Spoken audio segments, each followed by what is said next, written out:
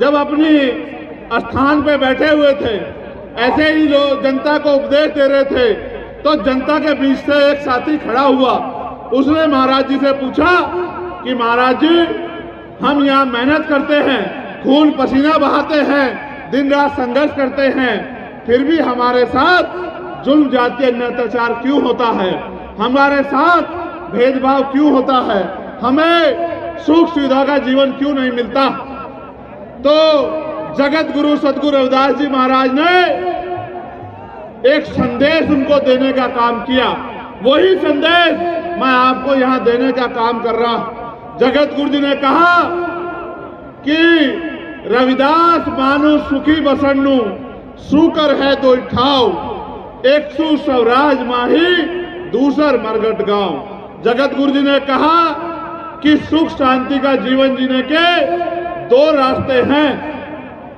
अगर जीते जी सुख शांति चाहिए तो स्वराज माही अपना राज लाओ, और अगर मरने के बाद चाहिए तो वो शमशान घाट और कब्रिस्तान में मिलेगा। अगर जीते जी इज्जत की जिंदगी चाहिए तो राजकाज लाओ। ये बात 600 साल पहले सदगुरु महाराज कह के गए, और उन्होंने कहा जो सामने संगत थी कि महाराज जी राज तो अभी भी है, राजाओं का राज तो है, लेकिन हमारे जीवन में सुख शांति क्यों नहीं। तो महाराज जी ने कहा कि ऐसा चाहूं राज में जहां मिले सबन्नु अन्न, और छोट बड़े सब सम बसे, रविदास रहे प्रसन्न।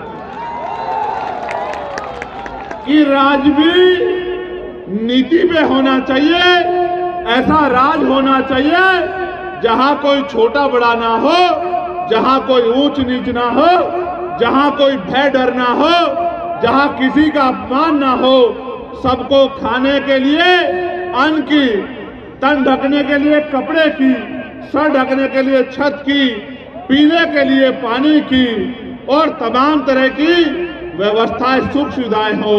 और ऐसे राज को उन्होंने नाम दिया, मैंने पार्लियामेंट में भी आपको बताया था कि उन्होंने कहा कि बेगमपुरा राज होना चाहिए। जब मैंने बात कही तो मुझे कई नेताओं ने पूछा कि भैया ये बेगमपुरा राज क्या होता है। तो मैंने उनको बताया कि बेगम का मतलब होता है बिना गम का राज, जहां किसी की जिंदगी में कोई गम ना हो। ये विचार 600 साल पहले जगत गुरु सदगुरु रविदास जी महाराज पूरी दुनिया को देके गए हैं। मुझे दुख के साथ कहना पड़ रहा है, जिनके यहाँ ऐसे कुल गुरु जन्मे हो, जिस देश में ऐसे संत जन्मे हो, उस देश में 80 करोड़ लोग रोटी के लिए मोहताज हो, ये चिंता का सबब है। उसका एकमात्र कारण ये है कि आज इस देश में बेगमपुरा राज नहीं है। जहां बेगमपुरा राज है वहां जनता खुशहाल है। इसी महाराज जी की इसी बात को बाबा साहब अम्बेडकर ने भी कहा। जो बात उन्होंने कही कि स्वराज माही, उसी को बाबा साहब अम्बेडकर ने भी कहा।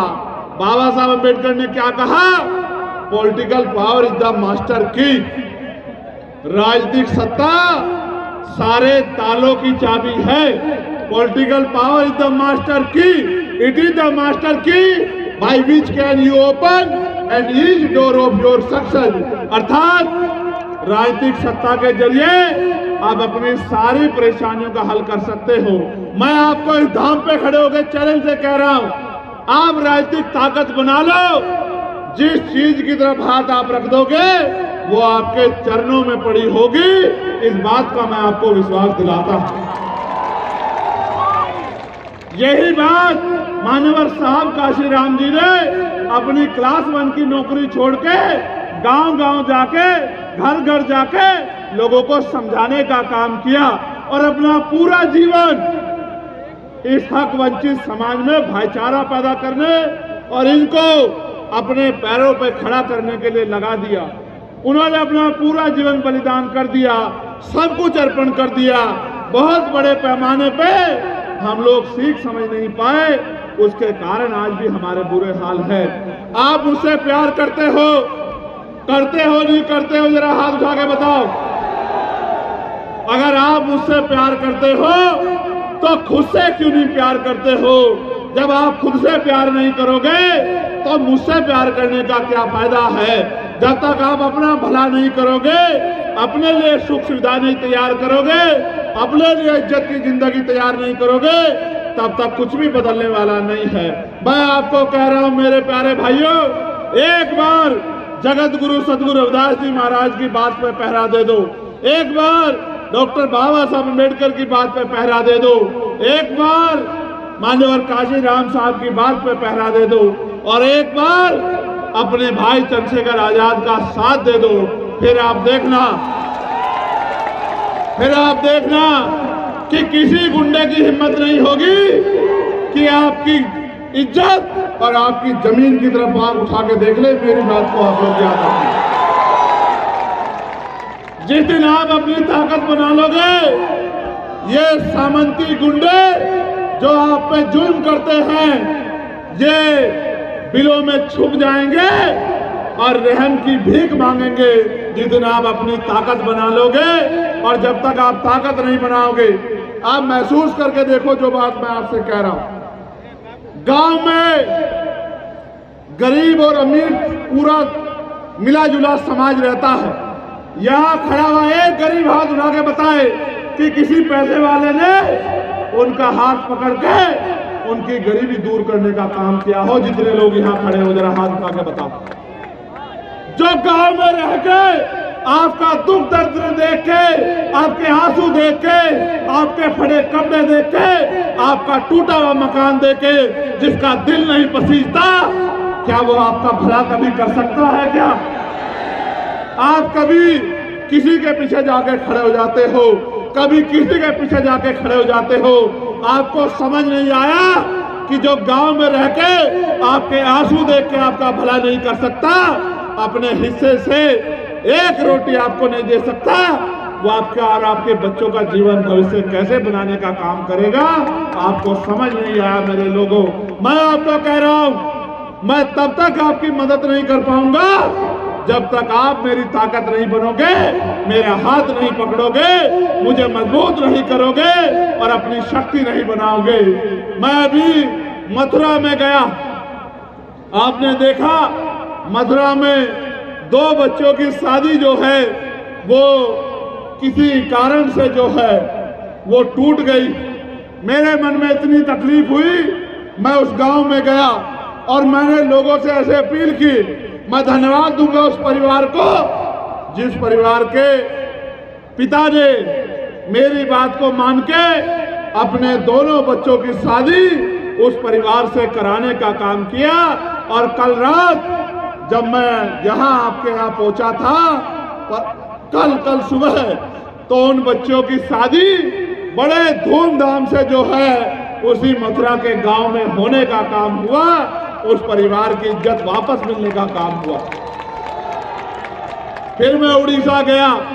उड़ीसा में मेरी गाड़ियों पे पथराव करके उन गाड़ियों को तोड़ दिया गया। और कारण क्या है, मैं आपको कारण बताता हूं। जब जब मैं गरीबों को इज्जत की जिंदगी दिलाने की बात करता हूं तो सामंतियों के पेट में मरोड़ लगती है। उनको लगता है अगर ये बराबर हो गए तो हम लोग जुल्म जाति किसके ऊपर करेंगे। मैं आपसे कहना चाहता हूं, आपको तय करना है, अगर इसी जिंदगी में खुश हो तो मेरा साथ मत दो, और अगर इस जिंदगी से खुश नहीं हो, इस जिंदगी में बदलाव चाहते हो, तो फिर एक मौका चंद्रशेखर आजाद को भी दो कि मैं आपकी लड़ाई को लड़ सकूं। जब तक आप मेरी छोड़ो, अपनी जेब में हाथ डालो और अपनी जेब में हाथ डाल के बताओ कि कितने लाखों रुपए आपकी जेब में है, कितने लाखों रुपए आपके अकाउंट में है, आपके घरों के क्या हालात है, आपके बच्चों के क्या हालात है। कोई पूछने वाला नहीं है, आपको कोई पूछने वाला नहीं है। सब लोग आपका मजाक उड़ा रहे हैं क्योंकि वो जानते हैं कि वो इस गैर बराबरी को बना के रखना चाहते हैं। और वही दूसरी तरफ हम लोग जगत गुरु सदगुरु रविदास जी महाराज के नक्शे कदम पे चल के, महाराजा चौहरमल के नक्शे कदम पे चल के, डॉक्टर बाबा साहब अम्बेडकर के नक्शे कदम पर चल के और बाबू जगजीवन राम के नक्शे कदम पर चल के और मान्यवर काशीराम साहब के नक्शे कदम पे चल के आपको उसी इज्जत और सम्मान की जिंदगी दिलाने के लिए लड़ रहे हैं जो सपना बाबा साहब अम्बेडकर ने देखा था, जो सपना मान्यवर काशीराम साहब ने देखा। तो गाड़ी के पीछे भागने से, झंडा लहराने से, नारा लगाने से बात आगे नहीं बढ़ेगी। इसके साथ साथ ताकत भी देनी पड़ेगी। बताओ, दोगे नहीं दोगे ताकत? नहीं, ऐसे मुट्ठी बंद करो, ऐसे मुट्ठी, दोनों हाथ उठा के मुट्ठी बंद करो। बताओ, ताकत दोगे नहीं दोगे? और अगर ताकत दोगे तो आपको क्या मिलेगा पता है नहीं पता है? अगर ताकत दोगे तो आपको दुगनी ताकत मिलेगी, आपको हक अधिकार मिलेंगे अगर आप ताकत देने का काम करो। इस प्रोग्राम से, इस कार्यक्रम से मुझे रोकने के लिए तमाम तरह के प्रयास किए गए। मैं अपने इस शानदार कमेटी का धन्यवाद देता हूं जिन्होंने तस से मस ना होते हुए ये कह दिया कि अगर मुख्य अतिथि कोई होगा तो वो हमारा भाई चंद्रशेखर आजाद हो। मैं आपका मुख्य अतिथि नहीं हूं, मैं तो आपका भाई हूं, आपका बेटा हूं।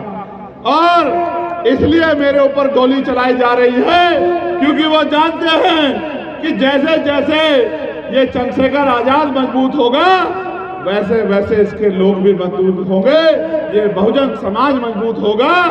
इनको कमजोर करना है, इसलिए वो लोग ये षड्यंत्र करते हैं।